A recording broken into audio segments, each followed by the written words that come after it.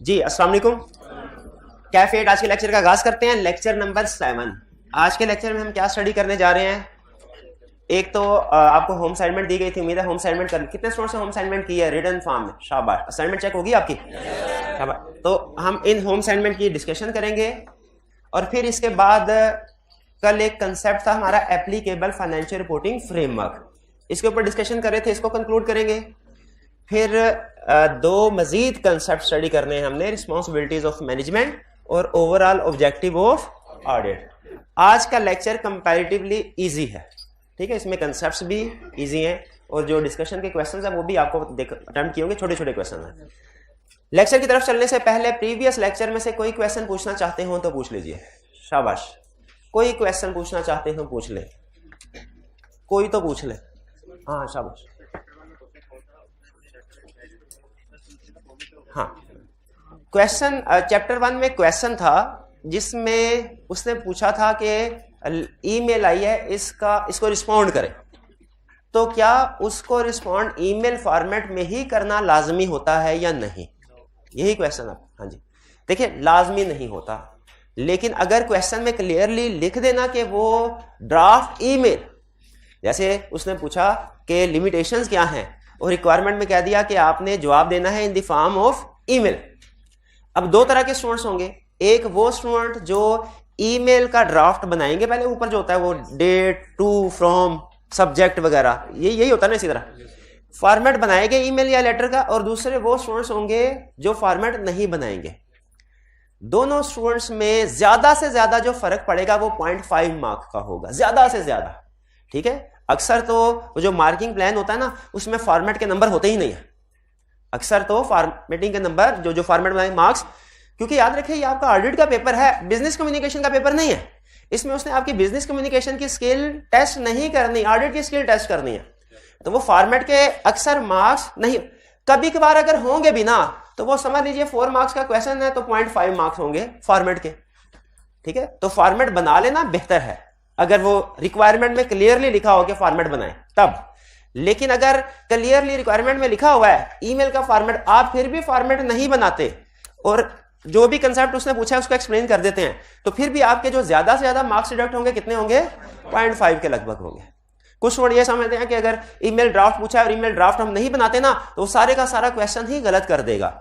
ऐसा नहीं होता, ना सिर्फ ये कि इस पेपर में बल्कि सीए के किसी भी पेपर में ऐसा नहीं होता कि किसी एक गलती की वजह से आपका पूरा क्वेश्चन ही क्रॉस कर दिया जाए। सीए में ऐसा नहीं होता, हर एक कैलकुलेशन या कंसेप्ट के अलग मार्क्स होते हैं, तो एक कंसेप्ट अगर गलत हुआ उसी के मार्क्स डिडक्ट होंगे, बाकियों के मार्क्स डिडक्ट नहीं होंगे। क्लियर हो गया मेरे भाई? शाबाश। और कोई क्वेश्चन? जी जी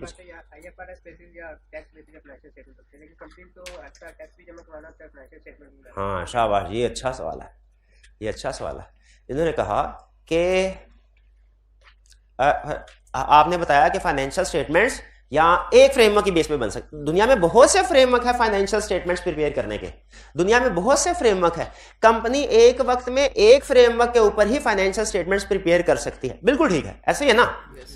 उन्होंने कहा लेकिन सर कुछ कंपनीज ऐसी भी तो होती हैं, बल्कि अक्सर कंपनीज ऐसी होती हैं जिन्होंने अपने शेयर होल्डर्स को भी फाइनेंशियल स्टेटमेंट्स भिजवानी है और उन्होंने एफबीआर को भी टैक्स रिटर्न फाइल करनी है। इवन कुछ और एग्जांपल्स भी होती हैं, जैसे कुछ कंपनीज ऐसी होती हैं उन्होंने पाकिस्तान में भी फाइनेंशियल स्टेटमेंट इशू करनी है, और अगर जर्मनी में उसकी कोई होल्डिंग कंपनी है तो जर्मनी के लिए भी फाइनेंशियल स्टेटमेंट्स प्रिपेयर करनी है और उसका फ्रेमवर्क डिफरेंट होगा, क्योंकि जर्मनी में कंसोलिडेशन होनी है उसका फ्रेमवर्क। तो क्वेश्चन इनका ये कि सर प्रैक्टिकली कई दफा ऐसा होता है कि कंपनीज को दो लोगों को फाइनेंशियल स्टेटमेंट्स भेजनी होती है, दो तरह के यूजर्स को, तो क्या होता है, यही क्वेश्चन है। तो होता ये है कि जैसे हम आईएफआरएस और टैक्स वाली एग्जांपल ले, company 2 sets of financial statements बनाती है। क्या करती है? 2 सेट्स ऑफ, ये कीवर्ड है, दोबारा से बोले, कंपनी क्या करती है? 2 sets of financial statements prepare करती है। एक सेट आईएफआरएस फ्रेमवर्क की बेसिस पे वो जाता है स्टॉक एक्सचेंज में शेयर होल्डर के पास, और एक set of financial statement FBR की टैक्स बेसिस के ऊपर वो जाता है फिर एफबीआर के पास। हाँ, ऑडिट किसका होता है? जिसका रिक्वायर्ड होगा, दोनों का हो सकता है, दोनों का हो सकता है। उसका ऑडिट ज्यादा होगा IFRS वाले का, और टैक्स वाले का ऑडिट। ये एग्जांपल आपने जहन में रखनी है, ये आगे चल के दोबारा मैंने इस एग्जांपल को उठाना है। ठीक है, सवाल का जवाब मिल गया, शाबाश। और कोई क्वेश्चन? कोई क्वेश्चन पूछे? हाइब्रिड क्लास है, हाइब्रिड वाले क्यों नहीं पूछते? हाइब्रिड वालों को हिलाना पड़ता है कि पूछ लें भैया, क्वेश्चन पूछ लें, ऐसे ना किया करें। कल आधा घंटा क्वेश्चन किया, कोई बात नहीं, कोई बात नहीं।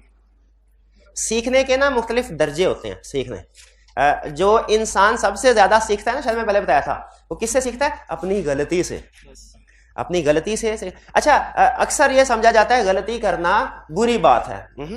लिखे, गलती करना अच्छी बात। अगर आप गलती से सीखते हैं, अगर आप गलती से सीखते हैं, गलती तो इंसान सबसे ज्यादा किससे सीखता है? गलती।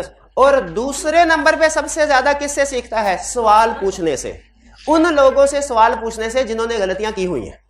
ठीक है, तो आपके पास ऑप्शन है, या तो आप किसी केस स्टडी को, किसी क्वेश्चन को सीखना तो खुद गलती करें, और दूसरी ऑप्शन क्या? उस्ताद से पूछ लें, ताकि आप कम से कम वो गलतियां ना करें जो आपके उस्ताद ने की हुई हैं। आप कोई नई गलतियां करें, ठीक है, नई चीजें सीखें, और फिर हमें भी बताएं कि सर ये काम इस तरीके से नहीं बल्कि इस तरीके से भी हो सकता है। क्लियर? तो पूछने से नहीं। हमारी फॉर्म में एक कहावत होती थी कि पूछोगे नहीं तो सीखोगे कैसे? पूछोगे नहीं तो ज्यादा से ज्यादा क्वेश्चन पूछा करें, इसमें कोई कबाहत की बात नहीं है।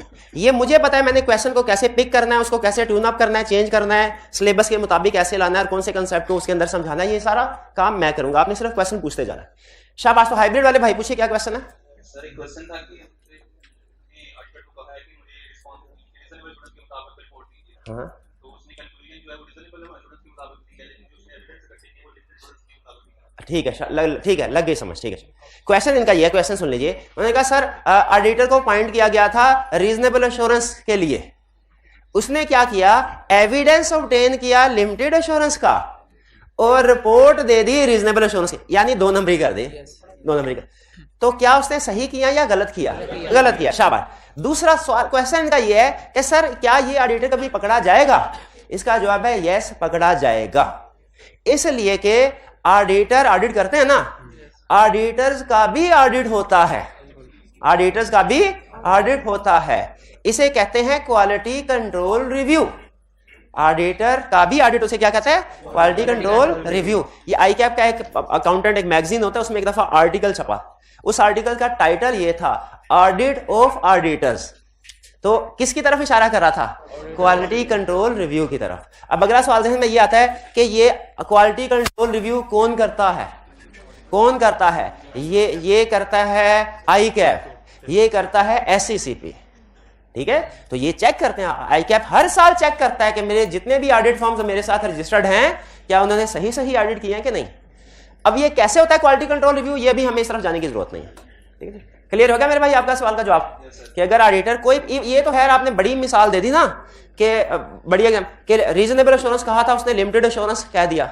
असल में तो अगर रीजनेबल एश्योरेंस कहा था और ऑडिटर कोई एक सिंगल प्रोसीजर भी जो रिक्वायर्ड है वो परफॉर्म नहीं करता ना, सिंगल प्रोसीजर, रीजनेबल एश्योरेंस और लिमिटेड एश्योरेंस में तो बहुत फर्क है। अगर एक प्रोसीजर का भी फर्क आ जाए ना, जो रिक्वायर्ड था और ऑडिटर ने परफॉर्म नहीं किया, ऑडिटर के खिलाफ एक्शन हो सकता है।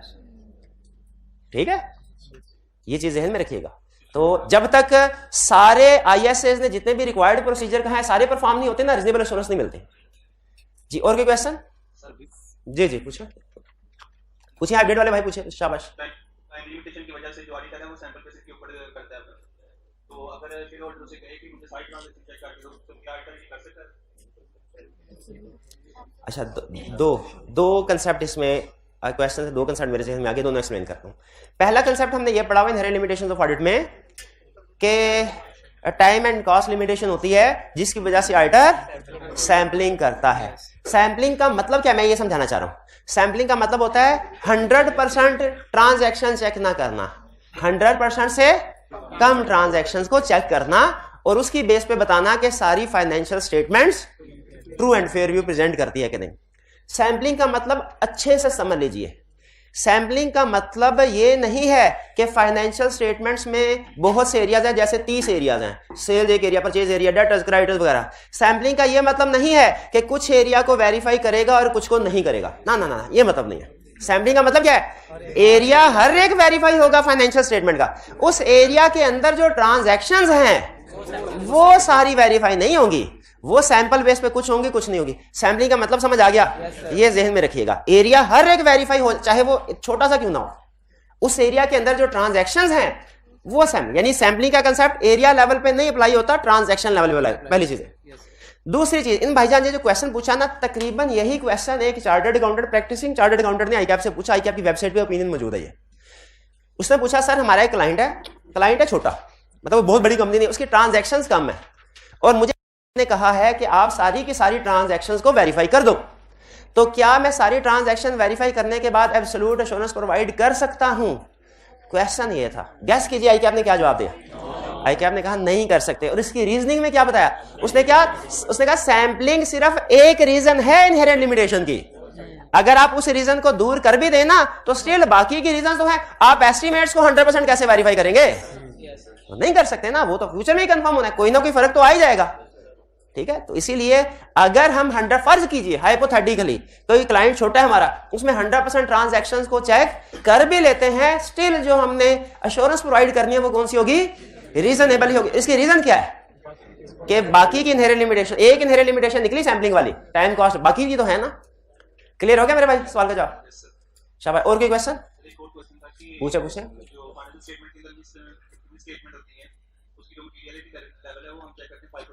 बिल्कुल ऐसे ही है। जी जी जी जी, ये थोड़ा सा एडवांस क्वेश्चन आपने पूछ लिया, मैं बहरहाल क्विकली आंसर करके तो फिर आगे चलते हैं। उन्होंने कहा सर आपने कहा मटेरियलिटी लेवल क्या है? 5% ऑफ प्रॉफिट, लेकिन ये मटेरियलिटी लेवल तो अप्लाई होगा इनकम स्टेटमेंट को वेरीफाई करते हुए, बैलेंस शीट को वेरीफाई करते हुए, कैश फ्लो स्टेटमेंट को वेरीफाई करते हुए, स्टेटमेंट चेंज इक्विटी को वेरीफाई करते हुए, नोट्स द अकाउंट्स को वेरीफाई करते हुए, तो ये अप्लाई नहीं ना होगा। ठीक है, तो याद रखें आगे चल के हम ये स्टडी करेंगे कि मटेरियलिटी क्वांटिटेटिवली भी डिटरमिन की जाती है, क्वालिटेटिवली भी डिटरमिन की जाती है। क्वालिटेटिव का मतलब क्या है? डिस्क्लोजर्स को सामने रखते हुए। क्वांटिटेटिव मटेरियलिटी अप्लाई होती है उन चीजों पे जो अमाउंट्स में, क्वालिटेटिव में अमाउंट्स नहीं देखी जाती बल्कि वो डिस्क्रिप्शन वगैरह देखी जाती है, क्वालिटेटिव। क्लियर हो गया मेरे भाई? जी, और कोई क्वेश्चन?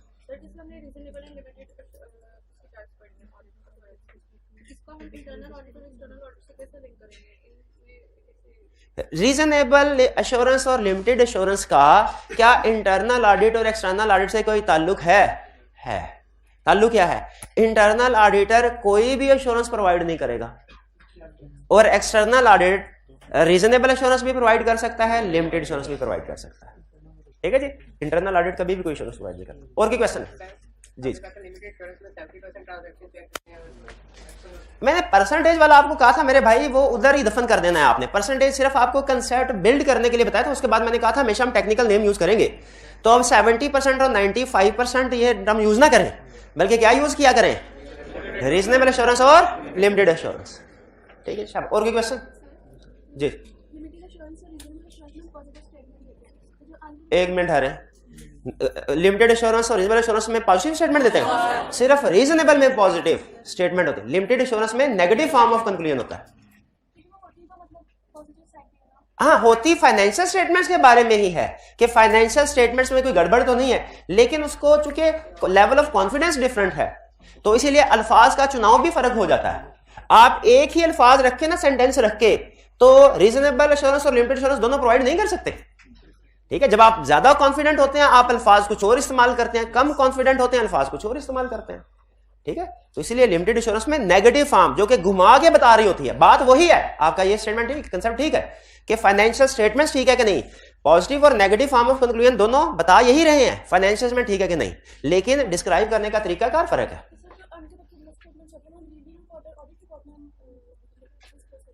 अनकरेक्टेड मिस स्टेटमेंट्स कहां पे होंगी? ऑडिट रिपोर्ट में क्या रिव्यू रिपोर्ट में? दोनों में हो सकती है, दोनों। लिमिटेड के केस में भी हो सकती है अगर अनकरेक्टेड हो। ठीक है जी, ज्यादा मैं आपको आगे नहीं लेके जाना चाहता रिव्यू में। अच्छा, एक चीज और सुन लीजिए, चैप्टर 1 में हमने पढ़ा एश्योरेंस के बारे में, उसमें हमने रीजनेबल एश्योरेंस भी पढ़ा, लिमिटेड एश्योरेंस भी पढ़ा। चैप्टर 2 से ऑनवर्ड आपने जितना भी ऑडिट पढ़ना है ना, आगे जितने भी 20-22 चैप्टर्स हैं, वो सारे के सारे रीजनेबल एश्योरेंस यानी ऑडिट पे बेस कर रहे हैं। इसमें आपने सिर्फ ऑडिट की एग्जांपल को जहन में रख के आगे चलना है। रिव्यू के ऊपर सिर्फ एक चैप्टर आएगा एंड में जाके, सिर्फ एक चैप्टर, सिंगल चैप्टर, ठीक है। अब आपने जो भी कंसेप्ट समझने हैं, सीखने हैं, एग्जांपल जहन में लेके आनी है चैप्टर 2 से ऑनवर्ड, वो किस एंगेजमेंट की होनी चाहिए? ऑडिट एंगेजमेंट की। पहले में उसने आपको बताया एश्योरेंस एंगेजमेंट क्या होती है, उसकी 2 टाइप्स बताई चैप्टर 1 में, फिर चैप्टर 2 में ऑडिट एंगेजमेंट को लेके चला। अब चूंकि आपको बताया था ऑडिट एंगेजमेंट में काम ज्यादा होता है रिव्यू की निस्बत, तो इसलिए इसके चैप्टर्स भी ज्यादा हैं। तो अब जो भी एग्जांपल्स आगे चलेंगे, कंसेप्ट चलेंगे, वो ऑडिट के ही चलेंगे, चाहे मैं क्लियरली ये स्टेटमेंट दूं आपको या ना दूं, ऑडिट चलेगा। और कोई क्वेश्चन? जी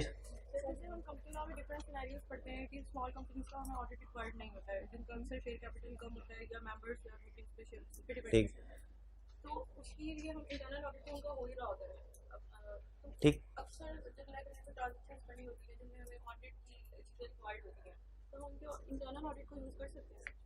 शाबाश, ये भी अच्छा क्वेश्चन इन्होंने पूछा, थोड़ा सा एडवांस है। अगर एक कंपनी का इंटरनल ऑडिट डिपार्टमेंट भी है और वो एक्सटर्नल ऑडिट भी करवाती है, तो काम का तरीकाकार तो दोनों ऑडिटर्स का तकरीबन एक जैसा है। फर्क सिर्फ यह है कि एक एम्प्लॉय है और एक इंडिपेंडेंट है, तरीकाकार तो एक जैसा है। क्या एक्सटर्नल ऑडिटर इंटरनल ऑडिटर के किए हुए काम को इस्तेमाल कर सकता है अपने पर्पस के लिए? इसका जवाब है यस, बट विद कंडीशंस।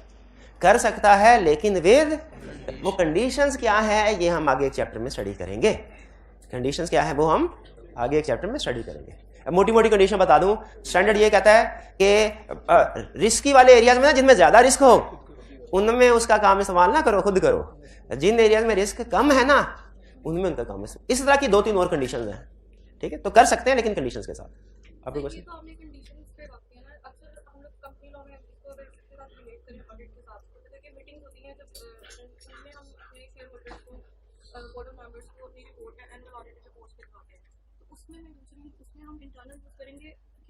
नहीं, अल्टीमेट अगर ऑडिटर, क्वेश्चन का ये है कि अगर एक्सटर्नल ऑडिटर इंटरनल ऑडिटर के वर्क को यूज करता भी है और उसकी बेस पे रिपोर्ट दे देता है, तो अल्टीमेट रिस्पॉन्सिबिलिटी किसकी होगी? अल्टीमेट रिस्पॉन्सिबिलिटी तो एक्सटर्नल ऑडिटर ही की होगी। आपका क्वेश्चन?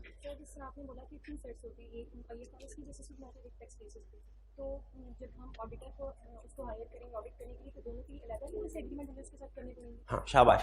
अगर एक ऑडिटर को एक से ज्यादा एंगेजमेंट्स दी जाएं, जैसे उसे कहा जाए कि हमने 2 सेट्स ऑफ फाइनेंशियल स्टेटमेंट्स बनाने हैं, 2 सेट्स ऑफ फाइनेंशियल स्टेटमेंट, एक आईएफआरएस वाला, एक टैक्स बेसिक, तो दोनों का एंगेजमेंट लेटर अलग-अलग होगा कि एक ही होगा? इंटरेस्टिंगली अलग-अलग भी हो सकता है, एक भी हो सकता है। आप एक ही एंगेजमेंट लेटर में दोनों एंगेजमेंट की टर्म्स भी एग्री कर सकते हैं, इजाजत है, ठीक है। प्रैक्टिस में ना हम ये तो है ऑप्शन पे चलिए, एक काम जरूर किया करते थे, अगर हमने ही पूरे साल का ऑडिट करना है और हमने ही 6 महीनों की फाइनेंशियल स्टेटमेंट्स का रिव्यू भी करना है, ठीक है, वो लॉ में लिखा है, हमने ही रिव्यू भी करना है, तो क्या एक ही एंगेजमेंट लेटर में दोनों की टर्म्स एंड कंडीशन एग्री की जा सकती हैं? यस की। और प्रैक्टिस में हम दोनों की इकट्ठी किया करते थे। एक ऊपर वाला खाना था रीजनेबल एश्योरेंस, उसमें टर्म्स एग्री कर लेते और एंगेजमेंट लेटर के आगे तीसरे चौथे सफे पे जाके रिव्यू हो गए, ठीक है। बल्कि स्टैंडर्ड तो इससे भी आगे जाता है, वो कहता है इस साल अगर एंगेजमेंट लेटर आपने एग्री कर लिया, अभी सवाल का जवाब नहीं, सिर्फ सवाल आपके ज़हन में बिठाऊंगा, जवाब नहीं दूंगा। इस साल एंगेजमेंट लेटर आपने एग्री कर लिया, अगले साल अगर आपको ही रीअपॉइंट कर दिया गया एज ऑडिटर, जैसे होता है ना रीअपॉइंट, अगले साल आपको रीअपॉइंट। अच्छा, अपॉइंटमेंट में और रीअपॉइंटमेंट में क्या फर्क है, कौन बताएगा? हाथ उठा के शाबाश। अच्छा, अपॉइंटमेंट है फर्स्ट टाइम, अगर केस स्टडी में लिखा हो ना you have been appointed as auditor, गौर से सुनिएगा केस स्टडी में, तो इसका मतलब है आप फर्स्ट टाइम, पिछले साल का ऑडिट आपने नहीं किया हुआ। और आगे अगर आता है रीअपॉइंटेड, तो फिर इसका मतलब है शाबाश, पिछले साल भी आपने ऑडिट किया था, इस साल भी आप ही ऑडिटर हैं, ठीक है। ये अपॉइंटेड और लिखे अपॉइंटेड और वर्सेस रीअपॉइंटेड, इसका फर्क, ठीक है। अपॉइंटेड रीअपॉइंट, ये केस स्टडी में चलते चलते आप इसको इग्नोर कर देंगे और इसके बाद का 3-4 नंबर होते हैं इस अपॉइंटेड और रीअपॉइंटेड के वर्ड को डिफरेंशिएट करने के। बस फर्क अब आप आगे खुद लिखना क्या फर्क है, मैंने सिर्फ ये बता दिया आपको, जुबानी बता दिया, अल्फाज आपके अपने। और कोई क्वेश्चन?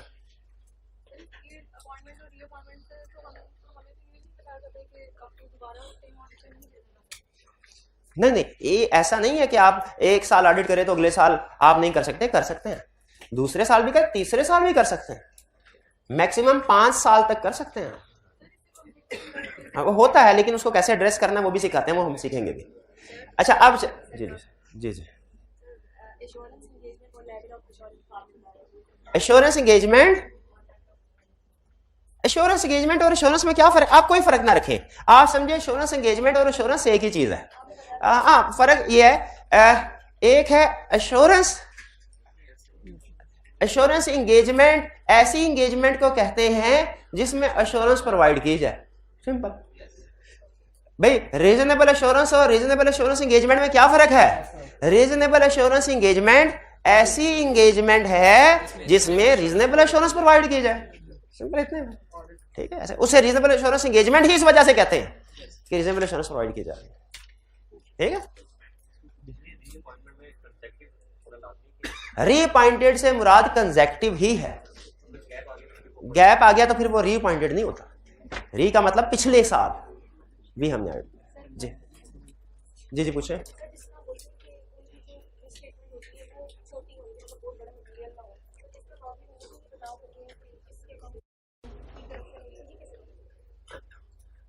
हाँ ये जजमेंट की बेस पे कुछ जगहों पे जजमेंट चलते हैं, कुछ जगह जजमेंट चलते हैं, ठीक है। ये इनका क्वेश्चन है, लेकिन मैं रिपीट नहीं कर रहा क्योंकि ये ज्यादातर स्टूडेंट्स के लिए रेलिवेंट नहीं है। अच्छा ये चीज ध्यान में रखिएगा, जब भी कोई क्वेश्चन आता है ना, तो चूंकि स्टूडेंट की आवाज बाकी स्टूडेंट्स तक नहीं पहुंच रही होती, सारे स्टूडेंट्स तक, लेकिन उस्ताद की आवाज बाकी स्टूडेंट्स तक, तो मेरी कोशिश होती है मैं रिपीट करूं उस क्वेश्चन, लेकिन कुछ क्वेश्चंस को मैं रिपीट नहीं करता। इसका मतलब आपने ये लेना है कि वो क्वेश्चन ज्यादातर स्टूडेंट्स के लिए रेलिवेंट नहीं है, ठीक है जी।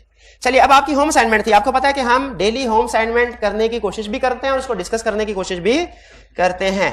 पहला क्वेश्चन 1 असाइनमेंट का, what parts of companies annual report are covered by an audit report. एक होती है एनुअल रिपोर्ट, एक होती है ऑडिट रिपोर्ट। एनुअल रिपोर्ट कौन प्रिपेयर करता है? मैनेजमेंट। ऑडिट रिपोर्ट कौन प्रिपेयर करता है? ऑडिटर। और फिर ऑडिट रिपोर्ट पहले कौन सी रिपोर्ट प्रिपेयर होती है वाला?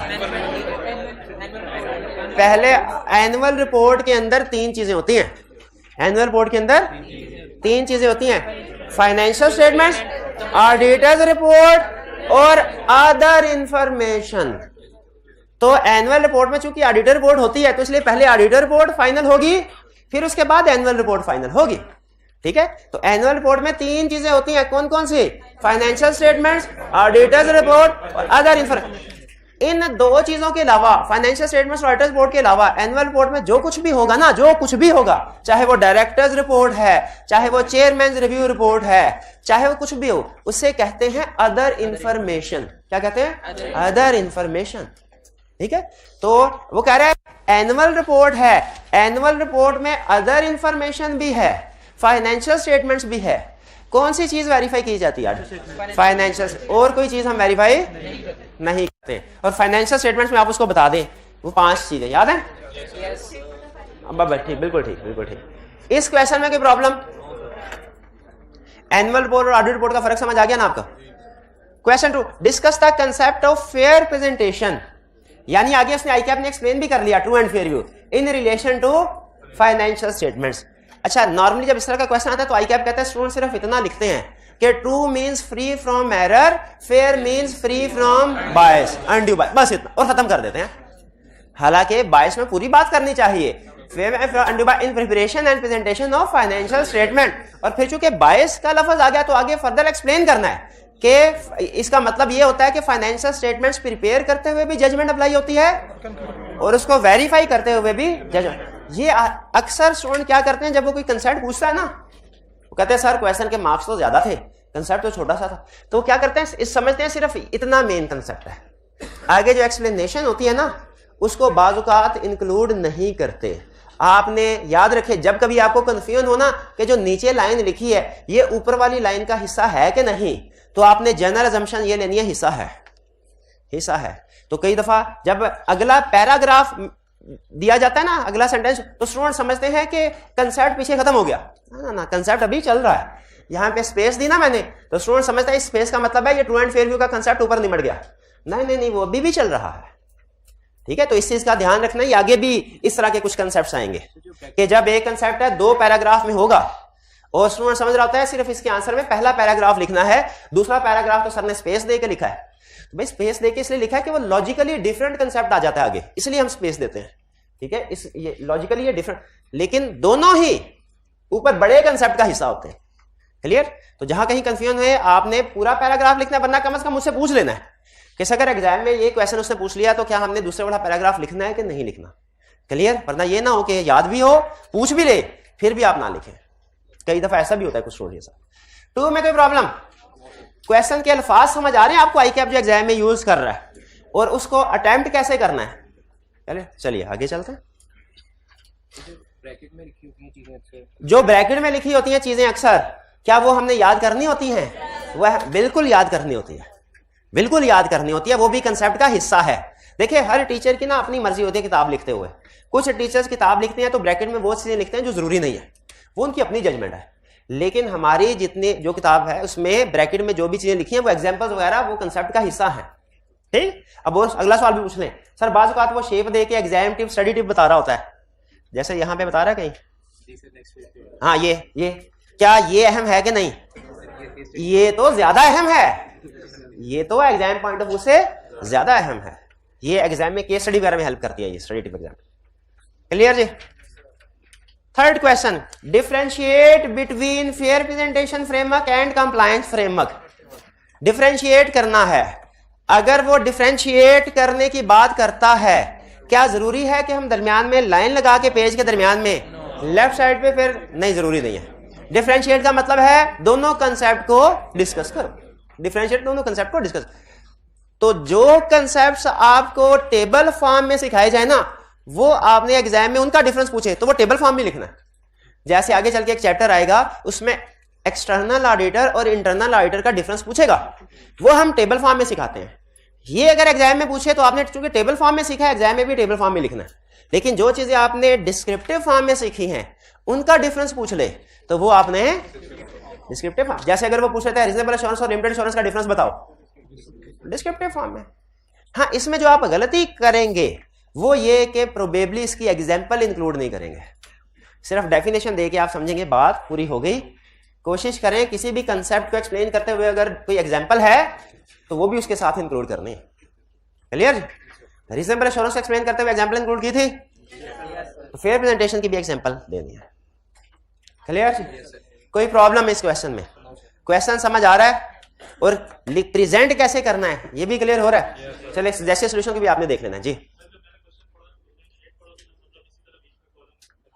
हाँ, वही शुरू में यही हम समझते हैं कि डिफरेंस का मतलब है कि कॉलम बना के ही आगे पीछे करना है। लेकिन मैं यही बता रहा हूं हर क्वेश्चन जिसमें डिफरेंस पूछता है, डिफरेंस वाला हर क्वेश्चन टेबल फॉर्म में लिखना हो जरूरी नहीं है। लेकिन फर्ज कीजिए अगर आप टेबल फॉर्म में लिख भी देते हैं तो वो भी चेक होगा, आपने कंसेप्ट तो बता ही दिया। नहीं, आपने खुद से एनालिसिस नहीं करना, आपने ज्यादा से ज्यादा ये करना है दरमियान में लाइन, अगर लाइन लगाने को दिल कर रहा है ना, दरमियान में लाइन लगानी है। इधर आपने फेयर प्रेजेंटेशन की डेफिनेशन, उसकी एग्जांपल, इधर आपने कंप्लायंस फ्रेमवर्क की एग्जांपल, उसकी डेफिनेशन। खुद से पॉइंट से ना वो नहीं करना, ना पॉइंट वाइज नहीं करना, डेफिनेशन वाइज करना है, पॉइंट वाइज नहीं करना। और कोई क्वेश्चन? चलिए अब चलते हैं हम अपने नेक्स्ट कंसेप्ट्स की तरफ, जो हमारे अगले कंसेप्ट्स हैं। कल हम बात कर रहे थे फाइनेंशियल रिपोर्टिंग फ्रेमवर्क की। फाइनेंशियल रिपोर्टिंग फ्रेमवर्क क्या है, या उसे सिर्फ फ्रेमवर्क भी कहते हैं, या फाइनेंशियल रिपोर्टिंग का एक ही बात। फाइनेंशियल रिपोर्टिंग का मतलब है वो चीज जो फाइनेंशियल स्टेटमेंट से रिलेट करती है। तो फाइनेंशियल रिपोर्टिंग फ्रेमवर्क का मतलब है वो रूल्स जो फाइनेंशियल स्टेटमेंट्स को प्रिपेयर करने के लिए यूज होंगे। ये बहुत से फ्रेमवर्क है दुनिया में, जैसे general purpose framework, special purpose framework, fair presentation framework, compliance framework, rule है और भी है। लेकिन हम अपने सिलेबस की हद तक यही 4 डिस्कस करेंगे, वरना प्रैक्टिस में और में इनमें फाइनेंशियल स्टेटमेंट्स बनेगी तो एक फ्रेमवर्क के मुताबिक बनेगी, एक फ्रेमवर्क को चूज करना पड़ेगा। और ये चूज किसने करना है? मैनेजमेंट। जिसने फाइनेंशियल स्टेटमेंट्स बनानी है उसने चूज करना है। तो मैनेजमेंट इनमें से एक फ्रेमवर्क को चूज करेगी। जैसे फर्ज कीजिए मैनेजमेंट ने फेयर प्रेजेंटेशन फ्रेमवर्क यानी IFRS को चूज कर लिया, तो अब ये वाला फ्रेमवर्क डिफरेंट हो गया बाकी वाले फ्रेमवर्क से। बाकी वाले फ्रेमवर्क हो गए इररेलेवेंट और ये वाला फ्रेमवर्क हो गया रेलेवेंट। तो डिफरेंशिएट करने के लिए ना इसका नाम फिर हम इसको हम फाइनेंशियल रिपोर्टिंग फ्रेमवर्क क्या के नहीं बुलाते। फिर जब इसको सेलेक्ट कर लिया जाए, अडॉप्ट कर लिया जाए, किस लिए? फाइनेंशियल स्टेटमेंट्स प्रिपेयर करने के लिए। तो फिर उस फ्रेमवर्क को हम कहते हैं एप्लीकेबल फाइनेंशियल रिपोर्टिंग फ्रेमवर्क। इसमें लफ्ज एप्लीकेबल ये शो कर रहा है कि अब फाइनेंशियल स्टेटमेंट्स प्रिपेयर करते हुए ये फ्रेमवर्क अप्लाई होगा, एप्लीकेबल फाइनेंशियल रिपोर्टिंग फ्रेमवर्क। ठीक है, अच्छा क्वेश्चन यह है कि मैनेजमेंट ये फ्रेमवर्क सेलेक्ट करती, कैसे सेलेक्ट करती होगी? अकड़ बकड़ बम्बे वो करके, या कुछ फैक्टर्स होंगे? बिल्कुल फैक्टर्स होंगे। जैसे क्या फैक्टर है? जैसे legal requirements, nature of entity, nature of financial statement, purpose of financial statement. ठीक है, ये है। यानी एप्लीकेबल फाइनेंशियल रिपोर्टिंग फ्रेमवर्क क्या है? Applicable financial reporting framework is the framework which is selected by, adopted by management to prepare financial statements considering का मतलब है कि फ्रेमवर्क मैनेजमेंट ने सेलेक्ट कैसे किया? Considering legal requirements, nature of entity, nature of financial statements, purpose of financial statements. Clear? अच्छा, अब ये 4 फैक्टर्स हैं, आपने सिर्फ इनको याद करना है। इन फैक्टर्स की एक्सप्लेनेशन नहीं पूछेगा वो, लेकिन कंसेप्ट समझाने के लिए एक ही एक्सप्लेनेशन आपके सामने रख रहा हूं। जैसा कि लीगल रिक्वायरमेंट, पाकिस्तान में लीगल रिक्वायरमेंट है कि कंपनीज जब फाइनेंशियल स्टेटमेंट्स प्रिपेयर करेंगी आईएफआरएस के मुताबिक करेंगी। ठीक है, लीगल रिक्वायरमेंट। तो जब कंपनीज का ऑडिट होता है तो एप्लीकेबल फाइनेंशियल रिपोर्टिंग फ्रेमवर्क कौन सा होता है? आईएफआरएस। ठीक है, यानी कंपनी ने जब स्टॉक एक्सचेंज में शेयर होल्डर्स को फाइनेंशियल स्टेटमेंट भेज दिया तो फ्रेमवर्क कौन सा? यह है लीगल रिक्वायरमेंट।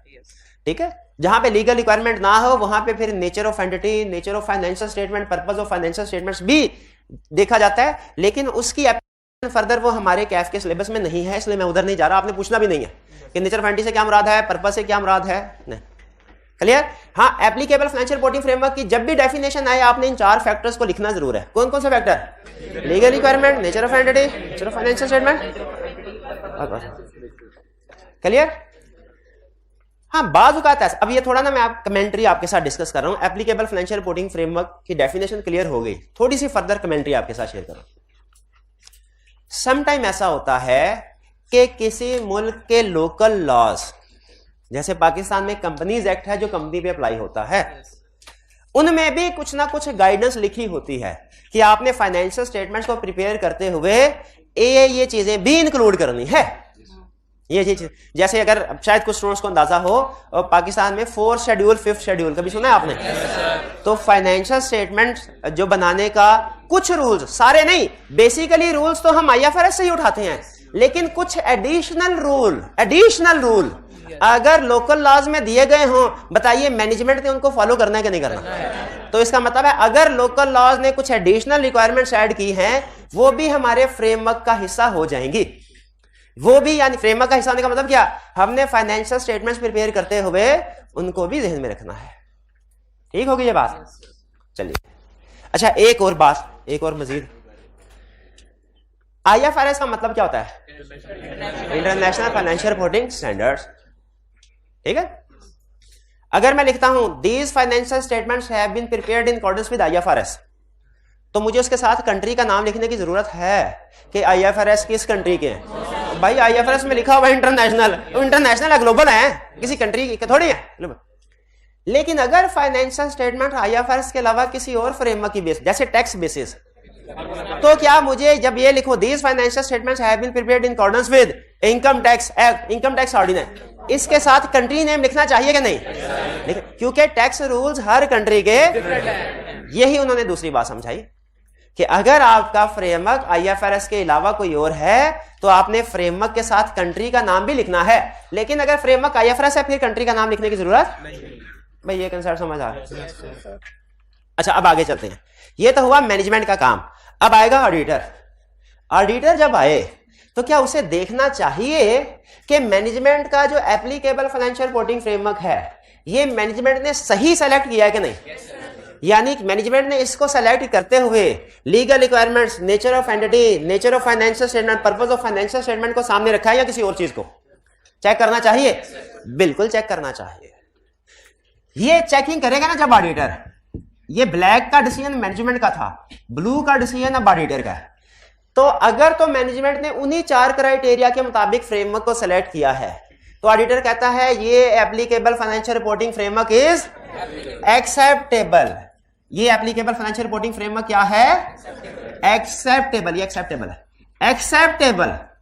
एक्सेप्ट और अगर मैनेजमेंट ने इन चीजों को सामने ना रखा हो, nature of entity, nature of वगैरह को, ठीक है, किसी और चीज को सामने रख के फ्रेमवर्क सेलेक्ट कर लिया हो, तो ऑडिटर क्या कहेगा? This applicable financial reporting framework is not acceptable. Not, standard क्या कहता है, गौर से सुन लें, यहां पे क्रिटिकल डिसीजन है। स्टैंडर्ड कहता है अगर applicable financial reporting framework acceptable है ना, फिर आप इसका ऑडिट करना मंजूर करें। अगर applicable financial reporting framework not acceptable है, आपने ऑडिट एक्सेप्ट नहीं करना। अगर क्लाइंट कहे मेरी फाइनेंशियल स्टेटमेंट्स मेरी मर्जी, मैं जो मर्जी फ्रेमवर्क सेलेक्ट करके बनाऊं, आपको क्या, आप ऑडिट करो, फीस लो, ऑडिट करो, हमने कहना नहीं। स्टैंडर्ड ये कहता है कि अगर applicable financial reporting framework acceptable है, फिर ऑडिट करना है, वरना ऑडिट नहीं किया। ये रूल। अब अगर आपको ये फ्रेमवर्क वाला कंसेप्ट समझ आ गया ना, 3 अल्फाज आपके सामने बोल रहा हूं, अगर आपको इन तीनों में फर्क पता है तो फ्रेमवर्क के कंसेप्ट के एक्सपर्ट बन गए आप। पहला फाइनेंशियल रिपोर्टिंग फ्रेमवर्क, दूसरा एप्लीकेबल फाइनेंशियल रिपोर्टिंग फ्रेमवर्क, तीसरा एक्सेप्टेबल फाइनेंशियल रिपोर्टिंग फ्रेमवर्क। तीनों में फर्क पता है आपको? शाबाश। फाइनेंशियल रिपोर्टिंग फ्रेमवर्क बहुत से, एप्लीकेबल फाइनेंशियल रिपोर्टिंग फ्रेमवर्क जो मैनेजमेंट ने अडॉप्ट किया, और एक्सेप्टेबल जो ऑडिटर ने चेक कर लिया कि सही किया है। बिल्कुल ठीक, बेहतरीन बेहतरीन। आगे चलते हैं। अब ये हमारा एक एलिमेंट कंप्लीट हो गया। चैप्टर 1 में पढ़ा था ना हमने, 5 एलिमेंट्स हैं, 3 party relationship, subject matter, suitable criteria, evidence, report. और फिर मैंने आपको बताया था चैप्टर 2, 3, 4 में इन्हीं की डिटेल डिस्कशन करनी है। तो चैप्टर 2 में स्टार्ट किया था हमने सब्जेक्ट मैटर से, वो भी निपट गया। फिर क्राइटेरिया भी निपट गया, फ्रेमवर्क की भी डिस्कशन हो गई। अब शाबाश, 3 पार्टी रिलेशनशिप। अच्छा, 3 पार्टीज में कौन कौन सी पार्टीज हैं भला? प्रैक्टिशनर यानी ऑडिटर, रिस्पॉन्सिबल पार्टी यानी मैनेजमेंट, इंटेंडेड यूजर यानी शेयर होल्डर। शाबाश। अच्छा, अब इस 3 पार्टी, क्या एक ऑडिट एंगेजमेंट में इन तीनों पार्टीज की कुछ ना कुछ रिस्पॉन्सिबिलिटी होगी या सिर्फ एक ही पार्टी की? तीनों की कुछ ना कुछ रिस्पॉन्सिबिलिटीज होगी। अब हम इनकी रिस्पॉन्सिबिलिटीज पढ़ने जा रहे हैं, लेकिन आज सिर्फ 2 पार्टीज की रिस्पॉन्सिबिलिटीज पढ़ेंगे, मैनेजमेंट और ऑडिटर। इनकी रिस्पॉन्सिबिलिटी पढ़ेंगे। शेयर होल्डर्स की रिस्पॉन्सिबिलिटीज कल के लेक्चर का हिस्सा। तो स्टार्ट करें जी रिस्पॉन्सिबिलिटी पढ़ना। फ्रेमवर्क की डिस्कशन कंप्लीट हो गई। अब हम 3 पार्टी की तरफ आ रहे हैं। 3 पार्टी में पहली पार्टी कौन सी? Management. Responsibilities of management and दोषार्थ गवर्नेंस क्या, ये तो पता है ना आपको? डायरेक्टर। शाबाश। अच्छा, ऑडिट में सीईओ मैनेजमेंट वाली कैटेगरी में आएगा कि दोषार्थ? मैनेजमेंट। शाबाश, ठीक है। मैनेजमेंट की रिस्पॉन्सिबिलिटी सुन लीजिए। मैनेजमेंट और दोषार्थ गवर्नेंस रिस्पॉन्सिबल हैं किस चीज के? पहली चीज ये बात लिखा है, पहला कि वो फाइनेंशियल स्टेटमेंट्स को प्रिपेयर करेंगे, प्रेजेंट करेंगे। ठीक है, असल में प्रिपेयर करना भी काफी होता है, लेकिन लिखते हुए ना टेक्निकल वर्ड यूज करने हैं। तो स्टैंडर्ड कहता है प्रिपरेशन एंड प्रेजेंटेशन। प्रिपेयर भी करना है, प्रेजेंट भी करना है। तो मैनेजमेंट की रिस्पॉन्सिबिलिटी क्या है? प्रिपेयर करना है, प्रेजेंट करना है। किसको? किसके मुताबिक? एप्लीकेबल फाइनेंशियल रिपोर्टिंग फ्रेमवर्क के मुताबिक। अच्छा, याद करने के लिए ना अल्फाज कम होने चाहिए। जितने अल्फाज कम होंगे उतना याद कर। तो याद करते हुए आप सिर्फ ये कह सकते हैं मैनेजमेंट की रिस्पॉन्सिबिलिटी है टू प्रिपेयर फाइनेंशियल स्टेटमेंट, याद। लेकिन जब लिखने लगे ना तो आपको याद आ जाए कि कंप्लीट सेंटेंस लिखना है। Management is responsible for preparation and presentation of financial statements in accordance with AFR. जब अगर आप याद करते हुए पूरी लाइन को याद करेंगे ना तो आपका सब्जेक्ट 4 गुना डिफिकल्ट हो जाएगा। आपने इसको 4 गुना डिफिकल्ट नहीं, 4 गुना आसान। सिर्फ कीवर्ड्स याद कर लें, बाकी आपने 2-3 दफा पढ़ा होगा ना गट कंसेप्ट, तो आपको पता होगा कि आपने इसको कैसे एक्सप्लेन करना। ठीक है ना, कंप्लीट सेंटेंस याद करने की जरूरत नहीं होती, सिर्फ कीवर्ड्स याद करना। ये मेरा मशवरा है। बाकी जिनका अच्छा रट्टा है, वो एक्सपर्ट है, वो पूरी लाइन याद कर ले, लेकिन मेरे से नहीं होती। आगे चलते हैं, ठीक है। अच्छा, फिर वो एक्सप्लेन कर रहा है, कह रहा है इसका मतलब क्या है? इसका मतलब है कि आपने फाइनेंशियल स्टेटमेंट्स प्रिपेयर करते हुए आपने अकाउंटिंग एस्टीमेट्स, काउंटिंग पॉलिसीज जो हैं, इनको भी अच्छे तरीके से सेलेक्ट करना है और अप्लाई करना है। यानी फाइनेंशियल स्टेटमेंट्स प्रिपेयर करते हुए एक अहम स्टेप जो है वो क्या होता है कि आपने जो काउंटिंग पॉलिसीज हैं वो अच्छे तरीके से सेलेक्ट करनी है, अप्लाई। अच्छा, वैसे और भी काम होते हैं, लेकिन उसने ज्यादा जोर काउंटिंग पॉलिसी पर, वरना एस्टिमेट्स को भी तो चेक अप्लाई करते हैं, वो भी रीजनेबल होने चाहिए। मैनेजमेंट की पहली और सबसे बड़ी रिस्पॉन्सिबिलिटी क्या है? फाइनेंशियल स्टेटमेंट्स प्रिपेयर करना। डन जी। दूसरा, design and implementation of internal control भी डिजाइन और इंप्लीमेंट किसने करना है? मैनेजमेंट। हम तो सिर्फ अंडरस्टैंड करते हैं ऑडिटर, इसको डिजाइन करना, इंप्लीमेंट करना क्लियर। फाइनेंशियल स्टेटमेंट्स भी मैनेजमेंट की जिम्मेदारी बनाना, हमने सिर्फ चेक करना है। इंटरनल कंट्रोल भी डिजाइन इंप्लीमेंट करना मैनेजमेंट की जिम्मेदारी, हमने सिर्फ उसको चेक करना है, अंडरस्टैंड करना। फिर तीसरी रिस्पॉन्सिबिलिटी भी है मैं, वो क्या कि इंफॉर्मेशन प्रोवाइड करना ऑडिटर को। क्या प्रोवाइड करना? Information, additional information and unrestricted access. इसका मतलब क्या है? देखें, इंफॉर्मेशन प्रोवाइड करने का मतलब है कि जो भी ऑडिट करने के दौरान में, अच्छा आप मुझे बताइए, ये ऑडिटर है, मैं मैनेजमेंट, ये ऑडिट कर, मैंने फाइनेंशियल स्टेटमेंट इनके सामने रख दी, इन्होंने कहा सर इन्वेंट्री किधर है? मैंने कहा मैं तो नहीं बताऊंगा। कहा सर वेयर हाउस का पता बताएं जिधर इन्वेंट्री। मैंने कहा क्या करना है? चेक करनी है। मैंने कहा मैं नहीं बताऊंगा। इन्होंने कहा अच्छा सर बैंक का बैलेंस आ रहा है बैलेंस शीट में, लेकिन ये नहीं बताया भाई एमसीबी है, यूबीएल है, बैंक ऑफ पंजाब है, कौन सी ब्रांच है, मुझे जरा बताइए ताकि मैं उस ब्रांच से कंफर्म करवा सकूं आपने पैसे उधर रखवाए भी है कि नहीं। मैं कहा मैं तो नहीं बताऊंगा।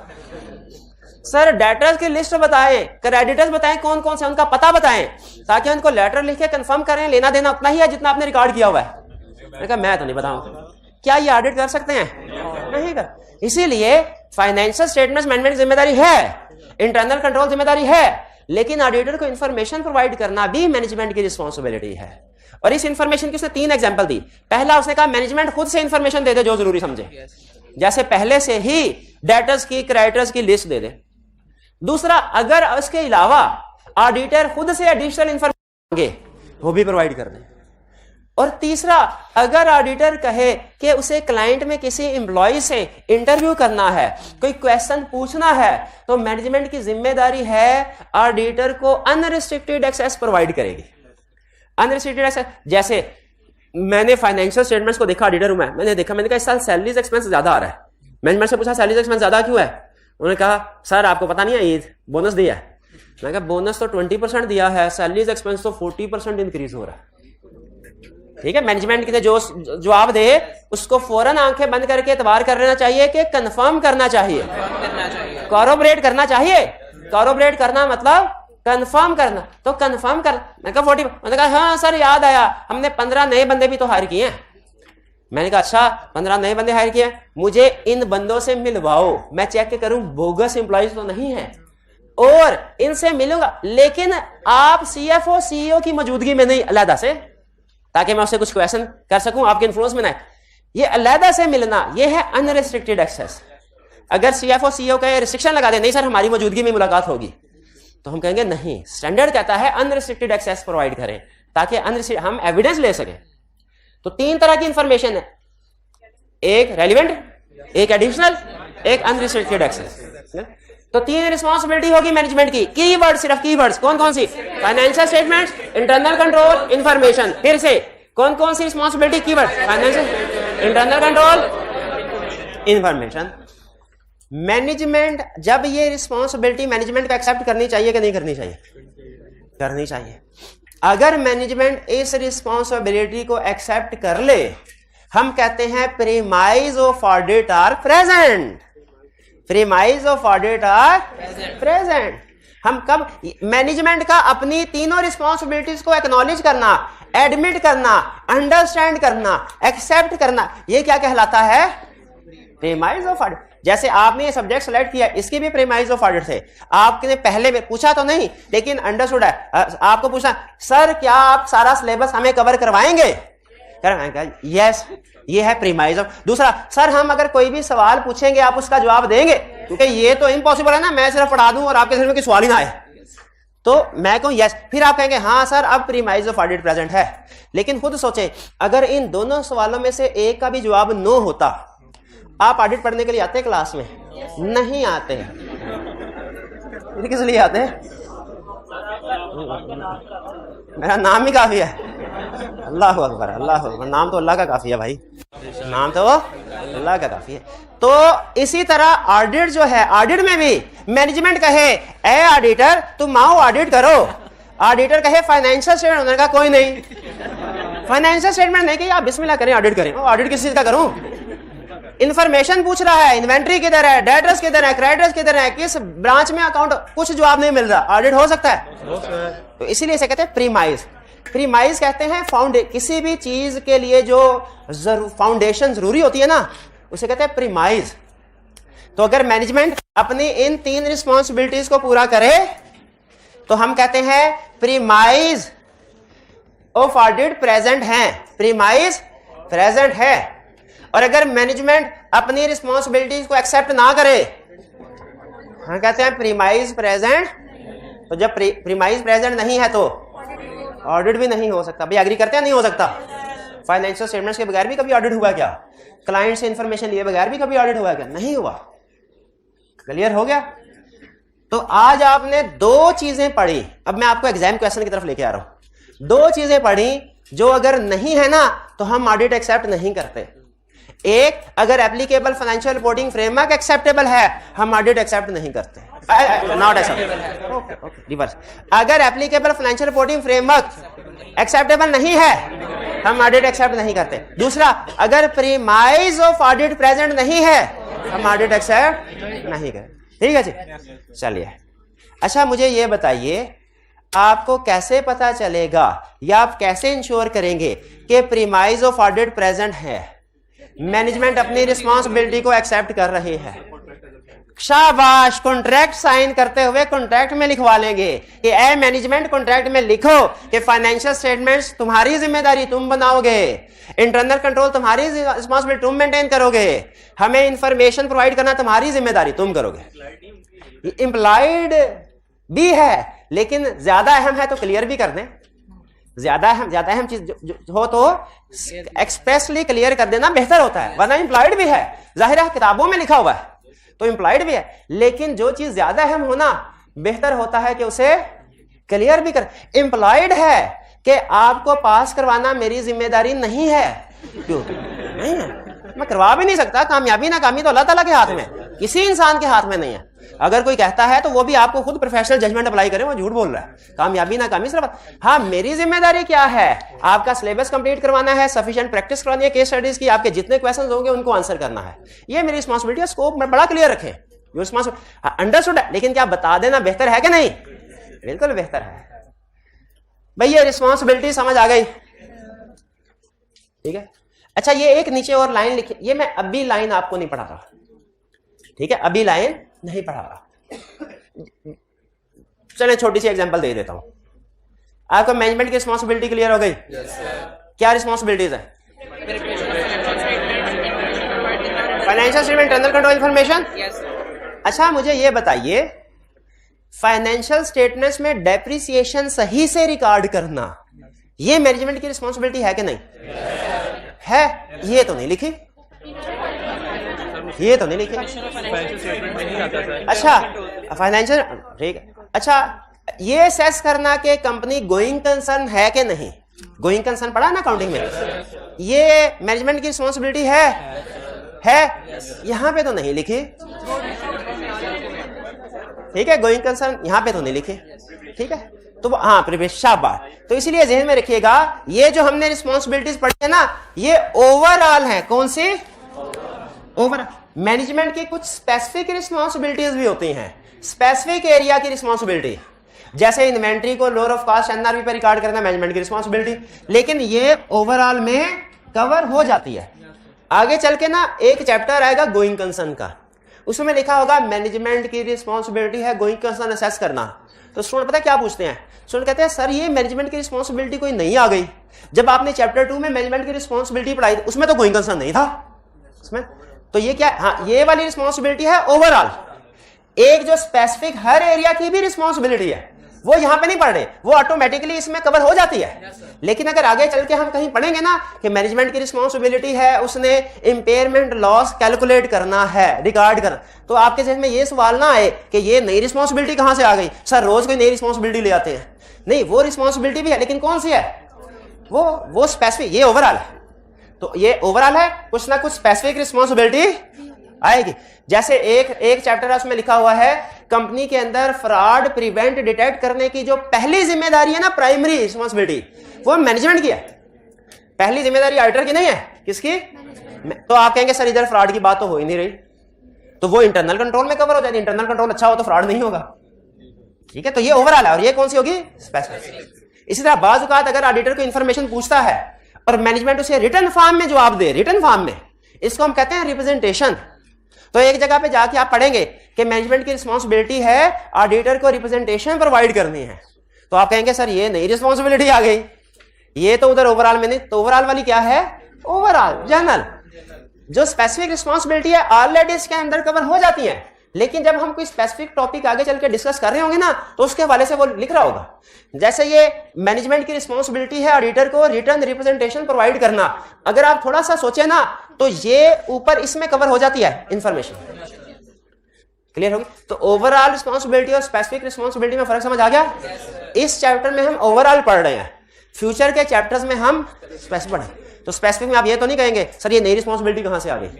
शाबाश, दो हो गई रिस्पांसिबिलिटी, सॉरी मैनेजमेंट की रिस्पांसिबिलिटी क्लियर हो गई। अब किसकी रिस्पांसिबिलिटी रह गई? और वो आपको पता ही है क्या रिस्पांसिबिलिटी है? To obtain reasonable assurance. Reasonable assurance का एविडेंस है। अच्छा, रीजनेबल एश्योरेंस ऑब्टेन कर ली, काफी है क्या? रिपोर्ट भी देनी है, रिपोर्ट। अच्छा, ये कंसेप्ट बहुत अहम है, ये to communicate auditors finding as required by ISAs। समझा क्या रहा है वो मैं बता देता हूं, एग्जाम्पल आप देंगे। इसमें वो ये कह रहा है कि ऑडिटर जब ऑडिट करता है ना, तो उसका पहला काम है फाइनेंशियल स्टेटमेंट्स को वेरीफाई करे, उस पे रीजनेबल एश्योरेंस ऑब्टेन करें। क्लियर? लेकिन इस रीजनेबल एश्योरेंस को ऑब्टेन करते हुए उसके सामने कुछ ऐसी इंफॉर्मेशन भी आ जाती है जो हो सकता है शेयर होल्डर्स के अलावा दूसरे स्टेक होल्डर के लिए रेलिवेंट हो, ऐसी इंफॉर्मेशन भी आ सकती है, ठीक है। तो उस सूरत में ऑडिटर को क्या करना चाहिए? क्या दूसरे लोगों को कम्युनिकेट करना चाहिए कि नहीं? इसका जवाब है ना ना ना ना। वो से सुनिए, कितने स्टूडेंट्स का ख्याल है करना चाहिए?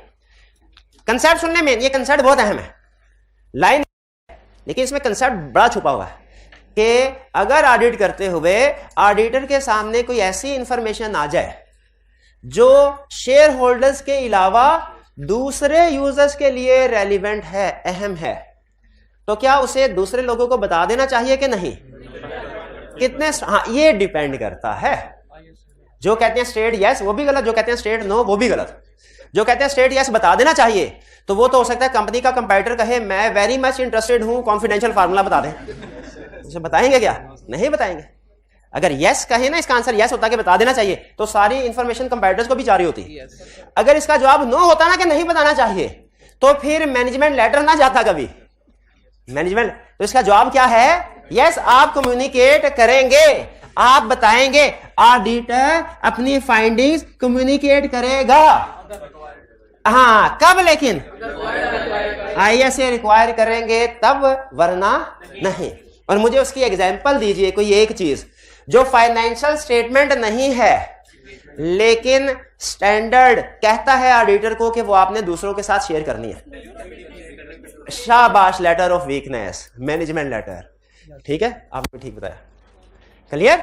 मैनेजमेंट लेटर भी कम्युनिकेट। तो ऑडिटर की रिस्पांसिबिलिटी समझ आ गई। तो ऑडिटर की रिस्पांसिबिलिटी जो है वो एक पार्टी सिर्फ शेयर होल्डर के लिए है कि अदर्स के लिए भी है? अदर्स को भी कुछ ना कुछ कम्युनिकेट करना है, लेकिन शेयर होल्डर तो मस्ट करना ही करना है। अदर्स को कब करना है?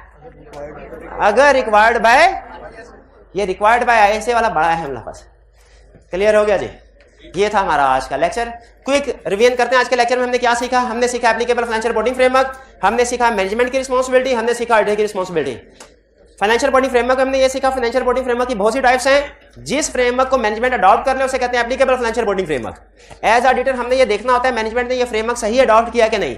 अगर सही अडॉप्ट किया हो तो हम कहते हैं एक्सेप्टेबल, सही अडॉप्ट नहीं किया तो नॉट एक्सेप्ट। एक्सेप्टेबल है तो ऑडिट आगे चलेगा, एक्सेप्टेबल नहीं है तो रिफ्यूज कर देंगे। फिर मैनेजमेंट की रिस्पांसिबिलिटी में तीन चीजें, financial statements, internal control, information. Management का अपनी रिस्पॉन्सिबिलिटी को एक्सेप्ट करना, ये क्या कहलाता है? प्रीमाइज।